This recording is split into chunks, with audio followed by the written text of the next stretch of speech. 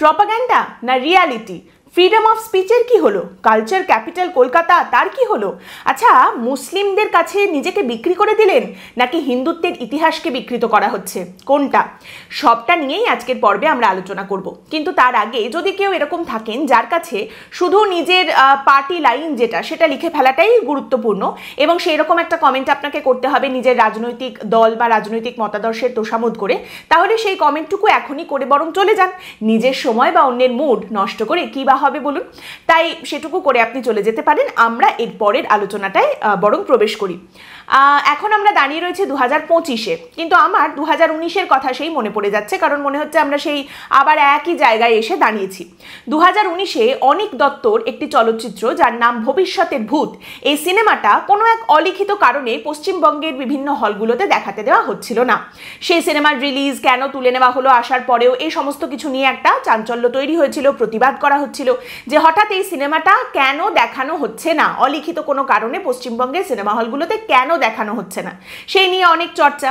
কিন্তু এখন আবার সেই সময়কার কথা ভাবলে খানিকটা হাসিও পায়, কারণ সেই সময় যে অভিনেত্রী একেবারে এই সরকারকে প্রশ্ন করে সরকারের বিরুদ্ধে কেন এরকমটা করা হলো, জবাব চাই, জবাব দাও, এসব করছিলেন, এখন তো তিনি তৃণমূল কংগ্রেসের বড় নেত্রী হয়ে গেছেন। এখন তিনি আমি তো প্রত্যেক দিন এগিয়ে চলি, নিয়ে দিদির পদধূলি বলে এগিয়ে যাচ্ছেন, বড় নেত্রী হয়েছেন। কিন্তু আমরা 2019 থেকে 2025-এ যে এসে দাঁড়িয়েছি দেখে মনে হচ্ছে খুব একটা কিছুই বদলায়নি, আবার কোথাও কোথাও অনেক কিছু বদলে গেছে। এখন যে বিষয়টা সামনে এসেছে, জানা যাচ্ছে বিবেক অগ্নিহোত্রী একটি নতুন সিনেমা করেছেন তৈরি, এবং সেই সিনেমার নাম দ্য বেঙ্গল ফাইলস, এবং কোনো এক অলিখিত কারণে পশ্চিমবঙ্গের হলগুলিতে এই সিনেমা দেখানো হচ্ছে না। কেন দেখানো হচ্ছে না? হলের মালিকদের সঙ্গে কথা বললে, তাদের প্রশ্ন করলে তারা বলছেন যে আরে অন্য কেউ দেখাক, আমি দেখাতে পারছি না, আমার কারণে আমার সমস্যা আছে, অন্য কেউ দেখাক, আমি তো অন্য কোনো সিনেমা হলকে দেখাতে বারণ করছি না। আমার আসলে এখন এই যে প্রাইম টাইমে একটা বাংলা সিনেমার শো রাখতেই হবে, সেইখানে স্লট বুক রয়েছে, তারপর অন্য স্লটগুলোতে আমার কমার্শিয়াল যে প্রোডাকশন হাউসগুলো রয়েছে তাদের সঙ্গেও একটা চুক্তি রয়েছে, স্লট বুক করা রয়েছে, আমার কাছে তাই একদমই সময় নেই, অন্যরা দেখাক। এবার দেখুন, এই কথা যদি একজন সিনেমা হলের মালিক বলে বা মাল্টিপ্লেক্স চেনের মালিক বলেন তবু বোঝা যায়, কিন্তু সব শিয়াল যখন একই সুরে হুক্কা হুয়া করতে শুরু করে তখন বুঝতে হয় যে মাথার ওপরে কোনো একটা অদৃশ্য হাত তাদেরকে চালনা করছে। এবং সেইখান থেকেই চর্চার বিষয়টা শুরু হয়েছে যে কেন এই সিনেমা দেখাতে দেওয়া হচ্ছে না, সেই অলিখিত কারণটি কি? একটা সিঙ্গেল স্ক্রিনের সিনেমা হলও পর্যন্ত এই সিনেমাটা দেখাতে পারছে না, তাহলে গন্ডগোলটা কোথায় বলুন তো? দেখুন, এবার এখান থেকেই অনেকে প্রশ্ন করছেন যে পশ্চিমবঙ্গে হিন্দুদের কি অবস্থা, মুসলিমদের কিভাবে তোষণ করা হচ্ছে, এই মুসলিম ভোট ব্যাংকের লোভে দেখুন মুখ্যমন্ত্রী কত নিচে নেমে গেছেন, তিনি কিভাবে এই সিনেমার গলা টিপে দিচ্ছেন। এবার কি আর বলবো বলুন? আপনি যদি এই লাইনে ভাবেন তাহলে আপনাকে বলতে হয় যে 2019-এর যে সিনেমা দেখাতে দেওয়া হচ্ছিল না, অনিক দত্তের সেই চলচ্চিত্র, তার মধ্যে কিন্তু হিন্দু মুসলিম ব্যাপার ছিল না, কিন্তু তারপরেও সেই সিনেমা দেখাতে দেওয়া হচ্ছিল না। আপনি যদি আমাদের এই বর্তমান যে শাসক দল রয়েছে তার আগের আমলে চলে যান, বাম আমল, তখনও বেশ কিছু নাটকের শো বন্ধ করে দেওয়া এরকম অভিযোগ প্রায়ই উঠে আসতো। যেমন পশু খামার, অ্যানিমাল ফার্মের অ্যাডাপ্টেশন ছিল পশু খামার, সেই পশু খামারের শো বন্ধ করে দেওয়া হচ্ছে, দেখাতে দেওয়া হচ্ছে না, অলিখিত কারণ, শাসক দলের অঙ্গুলি হেলনে শো পাচ্ছে না, এরকম অভিযোগ বারবার উঠে এসেছে। এবার আমি জানি যে এখনো যে 2-4 জন বাম সমর্থক পড়ে রয়েছেন তারা নিশ্চয়ই এসে এখানে বলবেন যে আরে আপনি তো কিচ্ছু জানেন না, গণ্ডমূর্খ, ইতিহাস কিছুই জানেন না। তা আপনাদের উদ্দেশ্যে বলি কমরেড, আপনারা তাহলে রাস্তায় নামছেন না কেন বলুন তো? এই যে দ্য বেঙ্গল ফাইলসের মতো সিনেমা দেখাতে দেওয়া হচ্ছে না, বন্ধ করে দেওয়া হচ্ছে না, আপনারা তো এসব কিছুই করতেন না, কিন্তু এখন যখন এই অন্যায়টা হচ্ছে, একটা শিল্প সিনেমার গলা টিপে দেওয়া হচ্ছে, আপনারা রাস্তায় নামুন, প্রতিবাদ করুন, বলুন যে বেঙ্গল ফাইলস দেখাতে দিতে হবে। এই সমস্ত বললেই তাদের আবার উত্তরটা হচ্ছে খানিকটা এইরকম যে না না, কি আর বলি, খুবই খারাপ ঘটনা ঘটছে, এটা একেবারেই হওয়া উচিত নয়, আসলে এই সরকারটাই তো খারাপ, এই সরকার খারাপ, সিনেমাটাও খারাপ, তাই আমরা খুব একটা আর কিছু বলতে পারছি না। কি আর করবো বলুন? আমাদের সরকারকে নিয়ে চলে আসুন, দেখবেন আর কোনো অসুবিধা হবে না। আমি আমার স্ট্যান্ডটা এখানে খুব পরিষ্কার করে বলি, আমি মনে করি এই সিনেমাটা আর 5টা সিনেমা পশ্চিমবঙ্গের বিভিন্ন সিনেমা হলে যেভাবে দেখানো হয় সেভাবেই দেখানো উচিত। তারপর মানুষ ঠিক করবেন যে তারা সিনেমাটা দেখবেন না দেখবেন না, এটাকে গ্রহণ করবেন না করবেন না। Cinema is a people's medium, এটাকে এইভাবে গলা টিপে বধ করা উচিত নয়। আপনি এই সিনেমাটা আর 5টা সিনেমার মতোই দেখতে পারবেন, সেই পরিস্থিতি তৈরি করা উচিত। এবার আপনি যদি আমাকে প্রশ্ন করেন আমি কি হলে টিকিট কেটে এই সিনেমাটা দেখতে যাব? না। প্রথমত আমি সিনেমা হলে সিনেমা খুবই কম দেখতে যাই, আমি অতটা সময়ও পাই না। আমি শেষ যে 3টে সিনেমা হলে গিয়ে দেখেছি সেগুলো হচ্ছে লাপাতা লেডিজ, বহুরূপী এবং সুপারম্যান। অতএব বুঝতেই পারছেন যাচ্ছেন যে কতদিন পর পর আমি হলে যেতে পারি এবং কতটুকু সময় পাই। আমার ওটিটি প্ল্যাটফর্ম অ্যামাজন প্রাইম বা আমার নেটফ্লিক্স এই রয়েছে, এখানেই আমি সিনেমা দেখে নিই। তো এই সিনেমাটা যদি অনলাইন কোনো প্ল্যাটফর্মে আসে, ওটিটি প্ল্যাটফর্মে আসে, আজ থেকে 2-3 মাস বাদে যদি আমি সময় পাই টুক করে সিনেমাটা দেখে ফেলবো। কিন্তু আমার চক্করে তো অন্যরা নেই, অন্য অনেকেই দুটো দিকে দাঁড়িয়ে রয়েছেন। একদিকে দাঁড়িয়ে বলছেন ছি ছি ছি ছি ছি, কিছুতেই এটা ঠিক নয়, এইরকম একটা সিনেমা রিলিজ করতে দিল না। আরেকদিকে কিছু মানুষ দাঁড়িয়ে বলছেন বেশ করেছে রিলিজ করতে দেয়নি, এরকম সিনেমা রিলিজ করা উচিতই নয়। এবার তাহলে দুপক্ষের কথাতেই আসা যাক।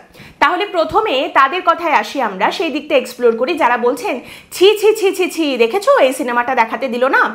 এখানে আরেকবার আপনাদের মনে করিয়ে দিই, বিবেক অগ্নিহোত্রীর দ্য বেঙ্গল ফাইলসের উপরে কিন্তু কোনো অফিসিয়াল ব্যান, অফিসিয়াল নিষেধাজ্ঞা নেই, একটা অলিখিত ব্যান, অলিখিত নিষেধাজ্ঞা। ঠিক যেরকমটা গুজরাটে দেখা গিয়েছিল পারজানিয়া বা ফিরাকের ক্ষেত্রে, যে একটা অলিখিত ব্যান, দেখানো যাবে না, গুজরাটে এই সিনেমাগুলো দেখাতে দেওয়া হবে না, সেই পরিস্থিতি আর কি। কিংবা আপনি ধরুন, আপনার মনে আছে যে প্রধানমন্ত্রীকে নিয়ে বিবিসির একটা ডকুমেন্টারি ছিল, সেই ডকুমেন্টারি আমাদের দেশে এমার্জেন্সি ল বের করে ব্যান করে দেওয়া হয়েছিল যাতে কেউ দেখতে টেকতে না পান। আপনারা জানেন সম্প্রতি ফুলে নামে একটি সিনেমা রিলিজ হওয়ার কথা, যেটা ক্রমাগত পিছিয়ে যাচ্ছে। কেন না, উঁচু জাতের কিছু ব্রাহ্মণ রয়েছেন, তারা এই নিয়ে প্রতিবাদ করেছেন এবং তারা বলছেন আমাদের এই সিনেমায় খুব খারাপভাবে দেখানো হয়েছে এবং তাদের দাবি যে ওই পোর্শন বাদ দিতে হবে, মনুস্মৃতি শব্দটা বাদ দিতে হবে এবং আরও কিছু কিছু শব্দ এই সিনেমা থেকে বাদ দিতে হবে, তবে এই সিনেমাটা দেখানো যাবে। আপনি আজ যেখানে দাঁড়িয়ে বলছেন যে ফ্রিডম অফ স্পিচের কি হলো, ফ্রিডম অফ এক্সপ্রেশনের কি হলো, কেন তোমরা এই সিনেমাটা দেখাতে দেবে না, সেই ফ্রিডম অফ স্পিচকে আপনি গোটা বছর গালিগালাজ করে গলা টিপে মারেন। আপনি আজ যে সেকুলারিজমের দোহাই দিয়ে বলছেন তাহলে তোমাদের সেকুলারিজম কোথায় যদি তোমরা এই সিনেমাটা দেখাতে না দাও? সেই সেকুলারিজমকে আপনি সারা বছর গালাগালি করেন। যারা এই ধরনের বিষয় নিয়ে প্রতিবাদ করেন, যারা এই নিয়ে নানা রকম দাবি সামনে রাখেন, তাদের পর্যন্ত আপনারা গোটা বছর ভর 364 দিন আপনারা তাদের গলা টিপে ধরেন। আর আজ একদিন যখন আপনাদের সমস্যা হচ্ছে তখন আপনারা তাদেরই দোহাই দিয়ে বলছেন তোমরা আমাদের জন্য কেন প্রতিবাদ করবে না? এক্সপেকটেশনটা একটু বেশি হয়ে গেল নাকি? আপনি যে বিষবৃক্ষ পুঁতেছেন তার ফলটা তো আপনাকেই খেতে হবে। আপনি অন্যদের যখন লাঠি দিয়ে মারেন তখন লাঠিটাকে খুব ভালো লাগে, কিন্তু সেই লাঠির ঘা যখন নিজের ওপরে নেমে আসে তখন লাঠিটা খুব খারাপ, এমনটা বললে চলবে কি করে? নিজে যে জায়গা তৈরি করেছেন সেই জায়গায় নিজেকেও তো দাঁড়াতেই হবে। এবং তারই সঙ্গে বলি, এই সিনেমা যদি আপনার মনে হয় এতটাই গুরুত্বপূর্ণ, তাহলে আপনি সেই সিনেমা আলাদা করে দেখানোর ব্যবস্থা করুন। আপনার অর্গানাইজেশনাল স্ট্রেংথ, আপনি যে রাজনৈতিক দলকে সমর্থন করেন তাদের যে শক্তি রয়েছে সেখান দিয়ে দেখানোর চেষ্টা করুন। যেরকমভাবে ফিরাক বা পারজানিয়া গুজরাটে স্পেশাল স্ক্রিনিং করে দেখাতে হয়েছিল, সেইভাবে পশ্চিমবঙ্গে দ্য বেঙ্গল ফাইলসে স্পেশাল স্ক্রিনিং করুন, বা অন্যান্য কি পদ্ধতি আছে সেই পন্থা অবলম্বন করুন, বের করুন খুঁজে, বিনামূল্যে দেখানো যায় কিনা সেই ব্যবস্থা করুন যদি সেই তাতে কিছু সুরাহা হয়, এত যদি গুরুত্বপূর্ণ হয় এই সিনেমা দেখানোর জন্য। এইবার আসি তাদের কথায় যারা বলছেন বেশ করেছে, ব্যান করেছে, এরকম সিনেমা তো দেখাতে দেওয়া উচিতই নয়, প্রপাগান্ডা সিনেমা একটা। আচ্ছা, আপনাদের উদ্দেশ্যে বলি, আপনারা জানেন তো এর মধ্যে প্রচুর ইসলাম ধর্মাবলম্বী মানুষও রয়েছেন যারা চাইছেন এই সিনেমা যাতে না দেখানো হয়। তো পশ্চিমবঙ্গে কলকাতার বুকে একটা অনুষ্ঠান হওয়ার কথা ছিল যেখানে জাভেদ আখতারের আসার কথা ছিল। উনি নিজে নিজে ধেই ধেই করে আসতে চেয়েছেন, বিষয়টা এরকমটা নয়, এই বয়সে তার এতটা ট্রাভেল করাটা যথেষ্ট কষ্টের, নিশ্চয়ই তার কোমর অতটা অ্যালাউ করে না, কিন্তু তাকে আহ্বান জানানো হয়েছিল, আমন্ত্রণ জানানো হয়েছিল। পশ্চিমবঙ্গের যে উর্দু একাডেমি রয়েছে সেখান থেকে অনুষ্ঠানের আয়োজন, এবং সেখানে জানা যায় জাভেদ আখতার আসবেন সেই অনুষ্ঠানে। ব্যাস, এই খবরটা শোনা মাত্র পশ্চিমবঙ্গের কিছু উগ্র ইসলামী সংগঠন যারা রয়েছেন তারা একেবারে তিরিং বিরিং করে লাফিয়ে উঠলেন, তেলে বেগুনে জ্বলে উঠলেন। কেন তার নামের, আমি জানি যে জাভেদ আখতারের নামের মধ্যে আখতার রয়েছে, কিন্তু ও তো বেটা নাস্তিক, ও তো ধর্ম মানে না, ও তো ইসলাম ধর্ম নিয়ে নানা রকম উল্টোপাল্টা কথাবার্তা বলে, কিছুতেই ওকে আসতে দেওয়া হবে না। জাভেদ আখতার আসলে এই অনুষ্ঠান হবে না। আর জাভেদ আখতার যদি আসে তাহলে তাসলিমা নাসরিনের ক্ষেত্রে আমরা যেরকমটা করেছিলাম সেই রকমই আবার করব। দারুণ বীরত্বের পরিচয় আর কি, দারুণ একটা কাজ করেছিলেন তারা। এবার এইখানে জাভেদ আখতার তিনি যে নাস্তিক, তিনি হিন্দু ধর্ম সম্পর্কেও যে খুব মিষ্টি মিষ্টি কথা বলেন এমনটা তো নয়। তিনি নাস্তিক, তিনি ধর্ম মানেন না, তিনি সেই ধরনেরই কথাবার্তা বলেন। কিন্তু সেক্ষেত্রে আপনারা জাভেদ আখতারকে আসতে দিলেন না, আপনারা দেবেন না আসতে। তিনি আসলে একেবারে সাংঘাতিক কাণ্ড আপনারা ঘটিয়ে দেবেন, এই সমস্ত হুমকি আপনারা দিলেন। আর আজ আপনারা সেই ব্যানটার সপক্ষে কথা বলছেন। মানে এক্ষেত্রে আপনারাও তো একই রকম হিপোক্রিট। যতক্ষণ পর্যন্ত আপনারা করে যাচ্ছেন অন্যদের সঙ্গে সেখানে কোনো রকম সমস্যা নেই। যে মুহূর্তে আপনাদের ওপরে কিছু এসে লাগবে তখনই আপনারা একেবারে রে রে করে তেড়ে যাবেন। এবং আজ যারা খুব খুশি হচ্ছেন এবং বলছেন বেশ করেছে সিনেমাটা রিলিজ করতে দেয়নি, দুদিন পরে যখন অনলাইন প্ল্যাটফর্মে সিনেমাটা চলে আসবে, যখন অনলাইনে দেখা যাবে, তখন কি করবেন? কাকে আটকাবেন? জনে জনে ঘরে ঘরে গিয়ে কতজনকে আটকাবেন সিনেমাটা দেখতে? এভাবে আটকানো যায় একটা সিনেমা দেখা থেকে মানুষকে? এবং যারা আজ বলছেন এই সিনেমাটা ব্যান করো ব্যান করো, ভালো করেছে ব্যান করে দিয়েছে, তারা এই সিনেমা নিয়ে প্রত্যেকদিন 10 পাতার এমন সমস্ত লেখা সমাজ মাধ্যমে দিচ্ছেন, মোটামুটি তারাই সিনেমাটার পাবলিসিটি আরো বেশি করে দিচ্ছেন। একটা কোট মনে পড়ে যাচ্ছিল খুব পুরনো, যেখানে একজন বলছেন যে আমার মনে হয় যে আমার শত্রু হচ্ছে আমার পরমতম বন্ধু, কারণ অন্য কেউ মনে করুক বা না করুক, আমার শত্রু দিনে অন্তত 100 বার আমার নামটা মনে করে। এখন দাঁড়িয়ে দুপক্ষই এবেলা করে যাচ্ছে। এক পক্ষ বলছে এবেলা তো কই তোমরা প্রতিবাদ করছো না, আমাদের সিনেমাটা ব্যান করে দিল।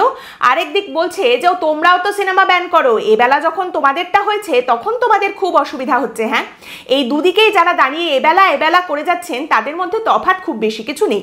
একটা মাত্র তফাৎ ক্ষমতার। যেখানে যে ক্ষমতায় রয়েছেন সেখানে তিনি তার সুবিধা মতো যেটা তার পক্ষে যাবে সেই কাজ করে চলেছেন।